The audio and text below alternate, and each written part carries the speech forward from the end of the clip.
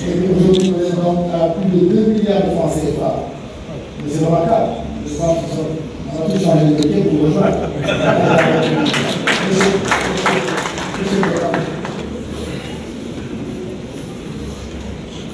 Merci.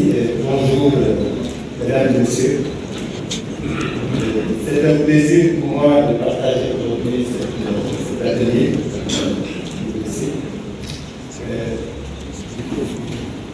Je voudrais, avant d'aller plus loin, remercier le CNUD de m'avoir invité à cet atelier. Me réjouir aussi de cette initiative qui a consisté à m'inviter de PUDC sous la vision éclairée du président de la République, mettre sur pied un programme qui permet de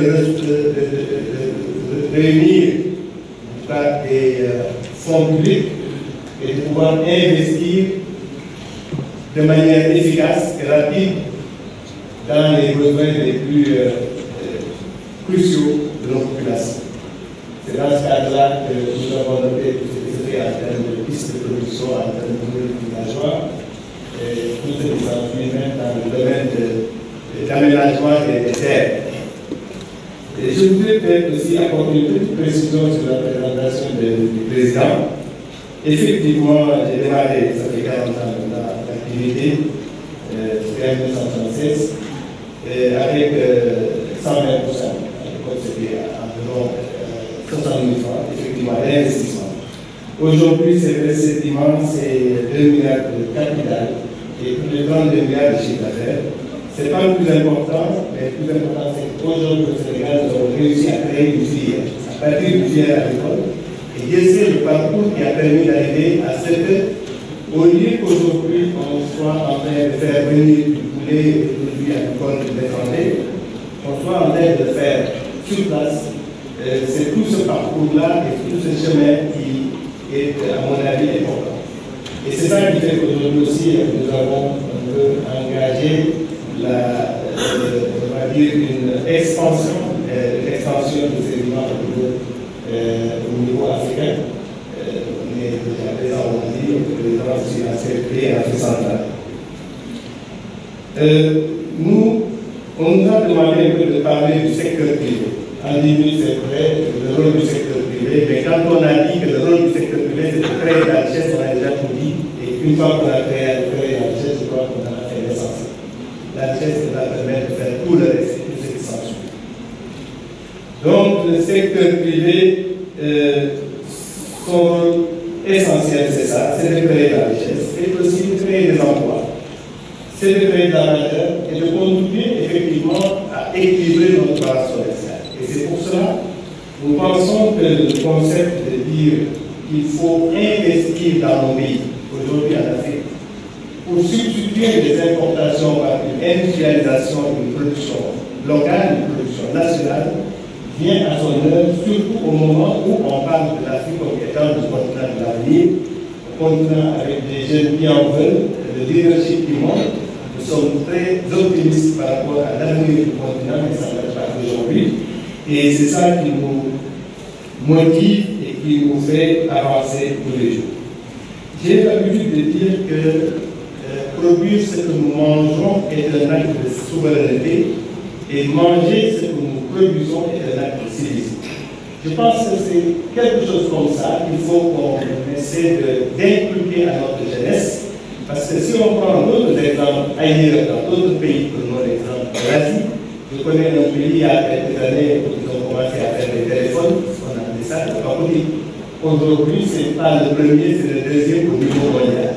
Et dans ces pays-là, je demandais à n'importe quel jeune, il ne lui vient jamais à l'idée d'acheter un téléphone autre que celui qui produit dans le pays. Ça ne vient même pas à l'idée. Mais dans un autre grand pays, très développé, et j'aime bien d'ailleurs l'ancien président de ce pays-là nous avait dit, il disait que tout ce qui est bon pour l'hygiène, General Motors, est bon pour l'agriculture. Mais c'est pareil, tout ce qui est bon pour le secteur privé est bon pour nos pays. Et c'est en cela qu'il est important que le secteur privé dans nos pays soit placé au cœur de nos préoccupations, au cœur de la préoccupation du développement économique. Parce que le secteur privé contribuer de manière très forte à faire ce que l'État ne peut pas faire.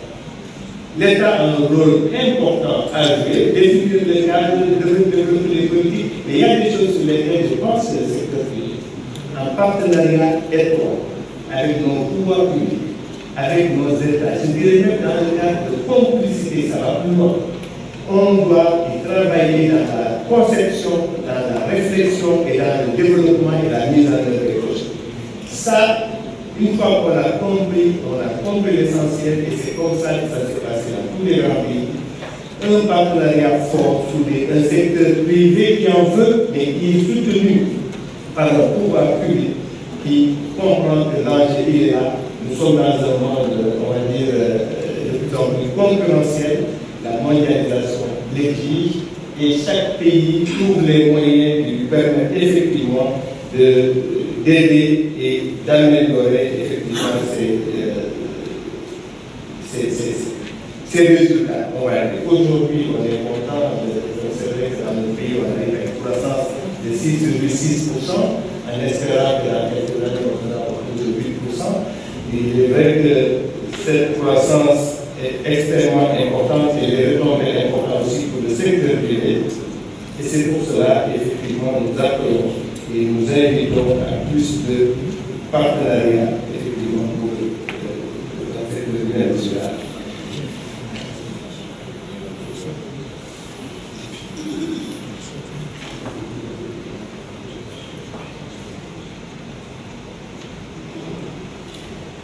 Nous ne pouvons pas développer notre continent si l'agriculture, qui est la base de tout développement, là, on prend l'exemple de notre pays, l'agriculture n'est pas développée. Parce que l'agriculture, c'est la base de l'agro-industrie.